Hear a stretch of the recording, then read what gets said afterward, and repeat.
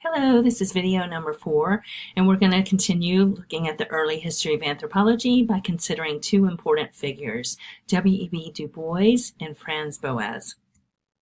So we've talked about the three theories of the times, and you might take this moment to try to remind yourself what they are, since they'll figure prominently on upcoming exams. So we have evolution, which people seeking to understand cultural diversity sort of transformed into a theory of social evolution, which then other social evolutionists added a racial component to and turned into social Darwinism. Now, it's important to understand that not everyone in North America or Europe or the rest of the world was subscribing to these theories. There was a lot of talk against them, a lot of active academic work against them. And I want to look at two figures who were part of that conversation and who were very important to the early history of anthropology. The first is W.E.B. Du Bois. Looks like DuBois, but it was pronounced Du Bois. And he was a very important scholar of these same times and a little bit later. He was also a civil rights activist, and his activism plays prominently into his scholarship. He was the first African American to obtain a PhD from Harvard University, and he was a co-founder of the NAACP in 1909. Note that that's just 5 years after that World's Fair in St. Louis that we've talked about. Now, W.E.B. Du Bois is one of the people discussed in the article by Baker that I've given you to read. The other one is Franz Boas, who we'll talk about in just a second. And let's look at some reasons that W.E.B. Du Bois was important in this conversation. So as Baker's article will explain, Du Bois at this time made 3 theoretical contributions to this discussion and to the development of the modern form of cultural anthropology in the United States. The first was racial vindication. I'd like you to look back in the article and see if you can find out, if you can understand what that is. And we'll talk about it in our discussion on Thursday. Also, political economy. Why was it important for W.E.B. Du Bois to take a political economy approach when trying to explain where African Americans stood in the United States at that time? And how did he use ethnography? As you'll learn soon enough, ethnography is the hallmark method of cultural anthropologists. Now, Du Bois was not an anthropologist, although he was in conversation with a lot of early anthropologists. But he was using ethnography, this long-term situated study of a community from within. So think about how his use of ethnography was meant to contribute to a better understanding of African Americans. So the way the social evolutionists, and even more the social Darwinists would put it, African Americans were held back in American society because of either, according to the social evolutionists, perhaps cultural reasons, for the social Darwinists, for racial reasons, for reasons of inferiority. But figures like Du Bois were arguing there are actually political, economic, historical, and other kinds of reasons that can explain the position of African Americans in society. And it has nothing to do with evolution and real differences between groups of people according to biology in the United States. So it was an anti-race, anti-racism discourse. We'll talk about him a bit more on Thursday. W.E.B. Du Bois was a good friend and contemporary of Franz Boas, the next person I'd like to discuss.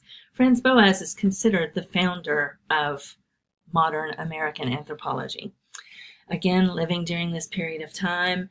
He wrote a couple of books. You don't have to remember the titles of them. It's just for your information, but you can see he was writing a lot about the mind, about race, about language.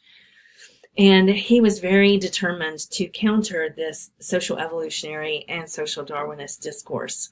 As you see in the reading, he was Jewish, grew up in Europe amidst anti-Semitism, and then came to the United States and thought, why have theories like social evolution and social Darwinism taken hold?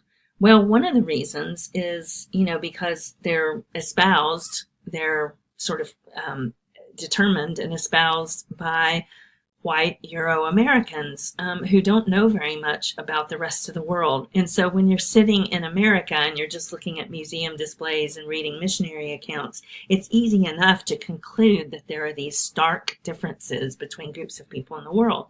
But if you actually spend time with some of those so-called savage and primitive groups of people in the world and understand them on their own terms, you start to see how brilliantly their culture has been formed to adapt to the conditions in which they live. And Franz Boas learned this first as a geographer living among the Inuit, a group of people that were called Eskimos at that time, but the proper name for them is the Inuit in Alaska and the Pacific Northwest. And he realized, this geography is very difficult for human survival, and the Inuit have adapted themselves perfectly to survive in that atmosphere. And they have developed aspects of culture, family organization, social organization, political structures, and so forth in order to help them survive in that environment. And all of that has developed out of their very particular history that is not shared by any other group of people on Earth. So he started thinking about these things: history, culture, change over time, adaptation. And he used those as the basis of his version of anthropology, which caught on in the United States and became influential until this day. So Franz Boas, a little bit about his contributions, for our field. He established the first department of anthropology. He encouraged a 4 fields approach. So you should know what that means because you know about the 4 subfields of anthropology. So he said every anthropologist should be able to understand and teach biological, cultural, archaeological, and linguistic anthropology. He also organized our first professional association, and he admitted students to his programs, students of color and women, because he said, look, if we need to understand that, for example, Jewish people are not savages, then let's have some Jewish people in the conversation. If we need to understand that African Americans are not savages, but rather they, have a particular culture because of their particular historical, economic, and political circumstances in the United States, then hey, I have an idea. Why don't we hear from some African Americans? So he thought that it was important to bring these voices of other people into this conversation as a way of defeating the paradigms of social evolution and social Darwinism. And some of the students who would go on to become leaders in the field include Margaret Mead, Ruth Benedict, and Zora Neale Hurston, whom you may have heard of. We'll read something by Zora Neale Hurston a bit later in the semester.